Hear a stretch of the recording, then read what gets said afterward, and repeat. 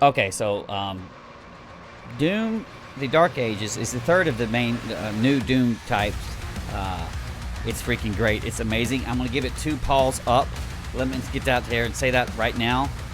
But most of this review is going to be a lot of nitpicks, and the reason why it's a lot of nitpicks is because Doom, the Dark Ages is a response to Eternal, and what Eternal did really good, and what it kind of alienated a lot of people, and so they went through and kind of almost like saying when Call of Duty went from what was an Infinite Warfare where they're in space and shooting stuff, and then they had to go back to the next game and say, "We're boots on the ground.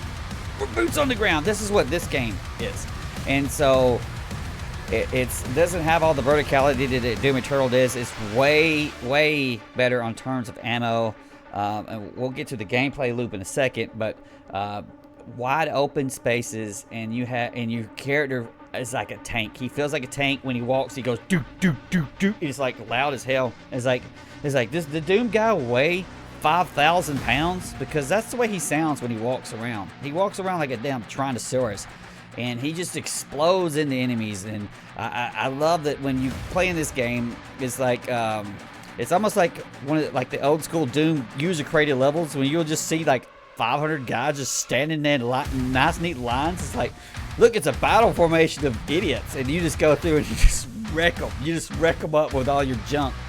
Now, the key thing, there's several key things. There's a huge emphasis on melee combat. That does not mean that your guy just always get through and just start smashing them with punch. That is not how that works. It'll get you killed really quickly. You have to kind of be tactical about it. The key is actually in the shield. This shield is super fun. It's got this thing called a shield charge, where it just rushes through and just knocks the shit out of him and kills little guys straight up. It has a cooldown on it, but it's not a very long cooldown, and you can almost use it to kind of, it becomes your transportation, similar to the way the super shotgun in Eternal had the grappling hook. That's the way to think about this thing too, and it's a good way to set yourself up the position. And of course they like Eternal, they kind of use the smaller guys, or like just ammo. They're walking ammo. There is very little threat through them. And so you can use the smaller guys as almost a positional type thing. And you just kind of melt through them with the shield. It's got 4 or 5 cool little upgrades you can get to it. And just like the Eternal in 2016, there's an extensive upgrade system thing here. A lot of it's more you get from actually going through and like fighting the enemies as opposed to getting the upgrades. But there's upgrade things to get to. Like a lot of secrets and stuff will be, oh, well, you need this ruby or whatever to upgrade your gun, and you'll have to do some crazy secret junk to get to it. But it's the combination of this kind of running the shield, and you'll have like this parry where you can parry it hits. It's on the right mouse button, and so you hit it a lot, and the parry window is very favorable. It's like a second almost, and so unless you miss directly, you're probably going to hit that thing, and you could parry things back and forth and kind of almost stun monsters with it. Especially with my personal favorite gun, the Impaler, which gets charged up from the shield. A lot of the guns have combinations with the shield where they soup up, and so you'll parry something and then you'll hit them with your gun, and it comes as kind of like this flowing thing. Instead of just hitting the punch the whole time, you need to flow through like your shotgun or whatever gun you want to use, and then like your shield, and then maybe your melee stuff too. And you can throw your shield as well. There's several things you can do with it. Now, once you get this kind of flowing combat, that it is Eternal like that, but it's definitely not trying to be Eternal. In fact, it's trying not to be. In terms of things like that agitated a lot of old school Doom fans for Eternal was you was always needing to change your gun. You were always lower, nearly out of ammo. And this game, you can run whatever gun you damn want, provided it's one of the good ones. They'll have like, let me turn this shit down, but they'll have like some of these. There'll be like your regular shotgun, and then there'll be like a super variant, and that'll go for like 4 or 5 different guns. And so you just want the the second one. You don't need the first one. Whatever the first one is, throw that shit in the garbage. It's trash, and just get the second one. And so so you have like 5 or 6 really good guns to work with. Use what the hell you want.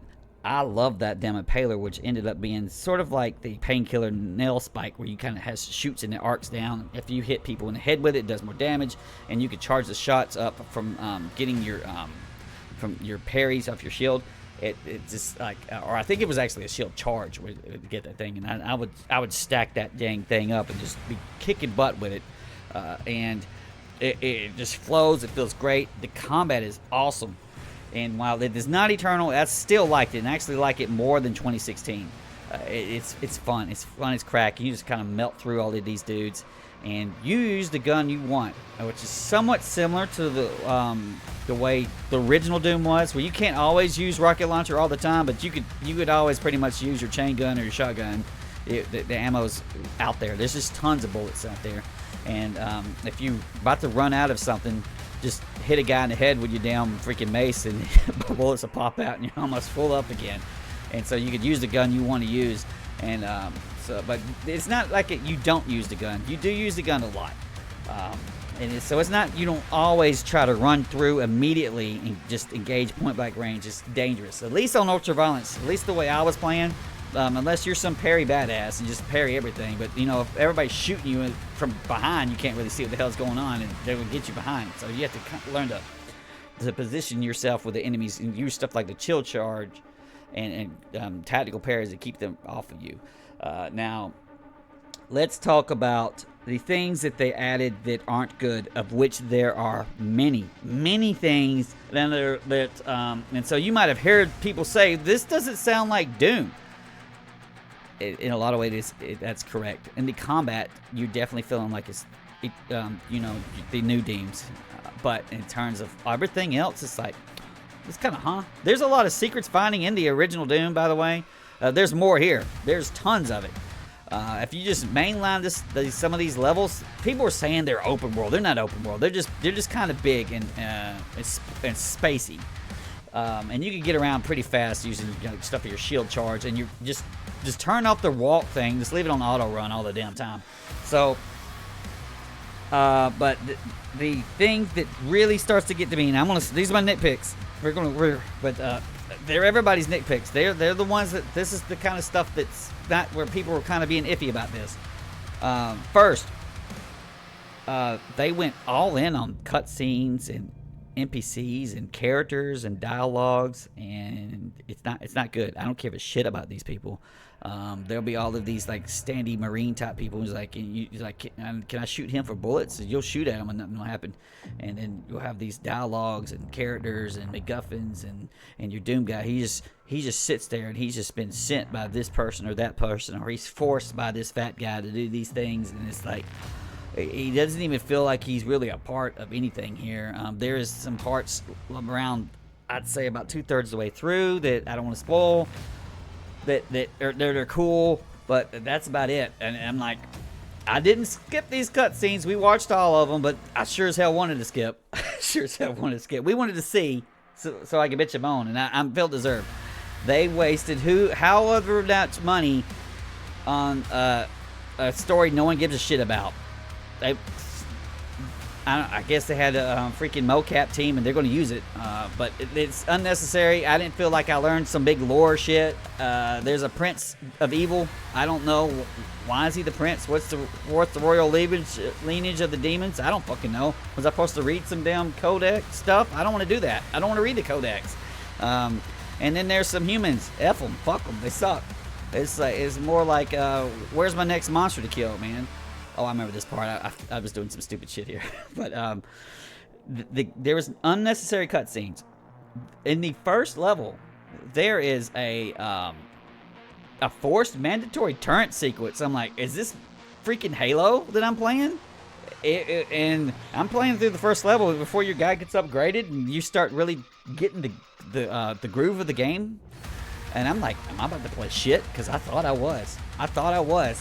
It gets a lot better once you start getting all your stuff upgraded and you just get to the killing the enemies where it shines and is good at.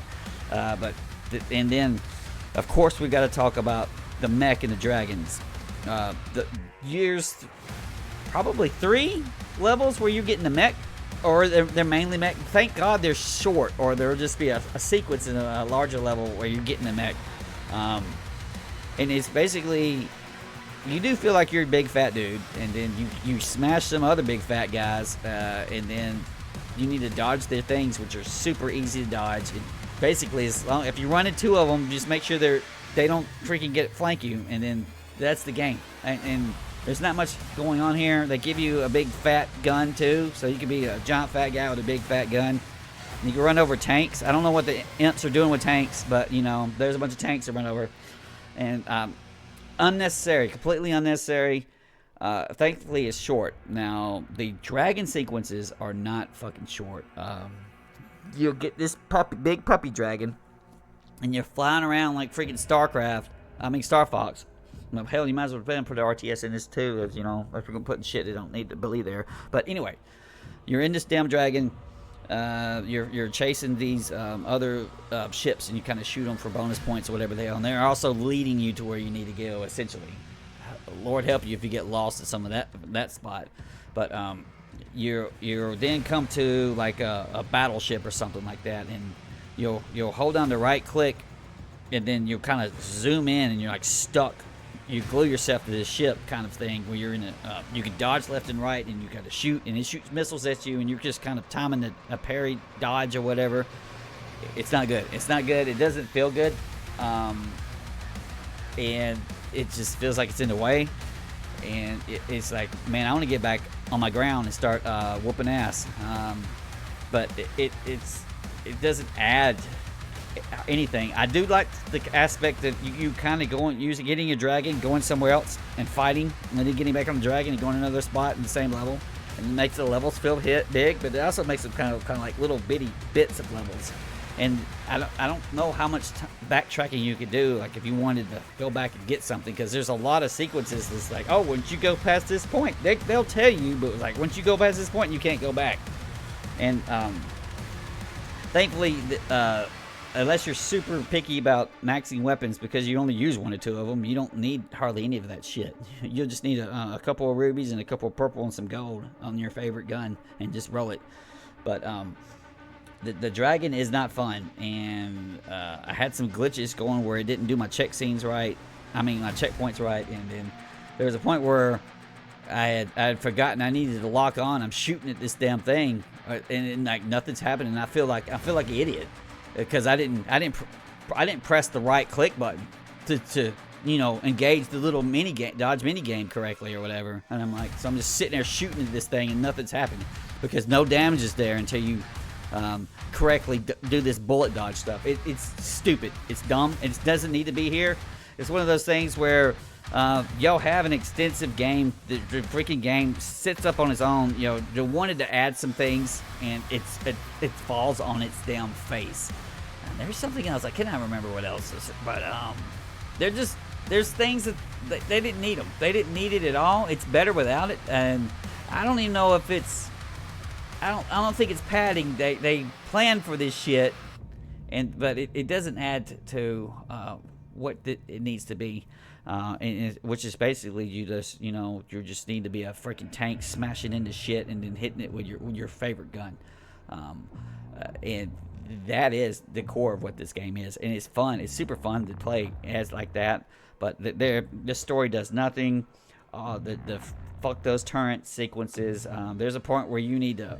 There's a couple of points where you need to kind of be, instead of being aggressive, you're kind of being passive, because there's like little tank. Well, they're not little. They're big ass tanks that you have to parry. And there's a couple of bosses. They're not as bad as the Marauder. Well, this guy on the screen right here. Or I don't know if you could get through that shield. I just said fucking BFG his ass right here. But you're kind of waiting for a reactive thing instead of being proactive. That kind of stuff, it works to a point. If you're constantly having to sit there and fight these guys that are forcing you to kind of wait for an opening, that's obnoxious. It's obnoxious when it's done too much. But we've bitched him on here for a good 7 minutes, Brian. But I still like this game a lot. It does not it comes off as kind of unnecessary. It also comes off as it's $70. It's not worth $70. Grab it when it's reduced. I love Eternal. I like this.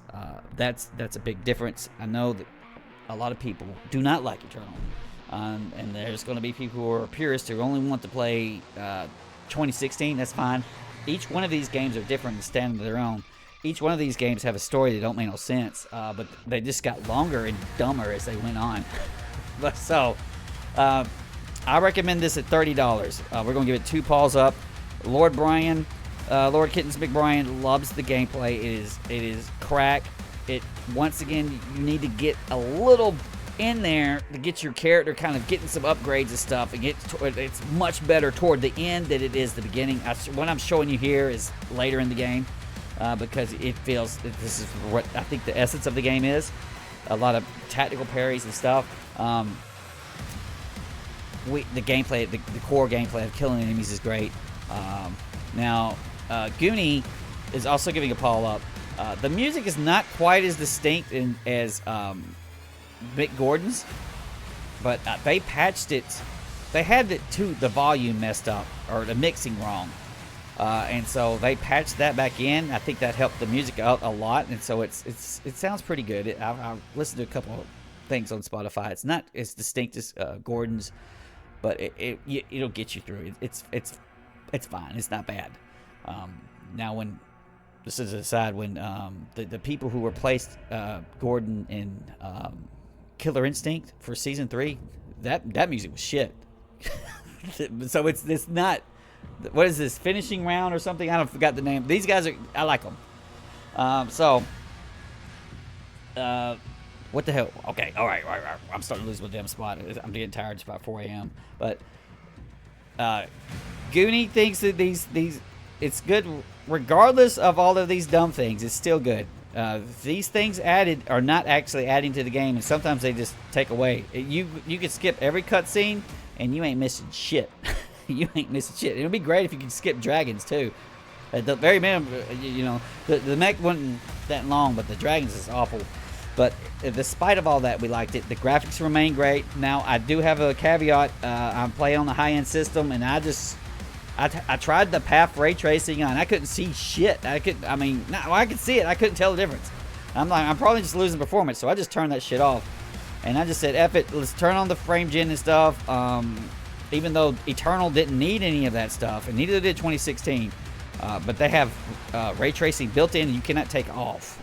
So I've heard people having some performance problems. I don't know how the consoles run. It's unnecessary to have some stupid ass ray tracing, but whatever. So it might be one of the things is, kind of seeing how it runs in your system if you can. They don't have a demo. It's dumb. But we have liked this despite the flaws. It has more flaws than 2016 in Eternal, but we still liked it anyway. And so Goonie's going to get the paw up there. It's just fun. It's fun and dumb.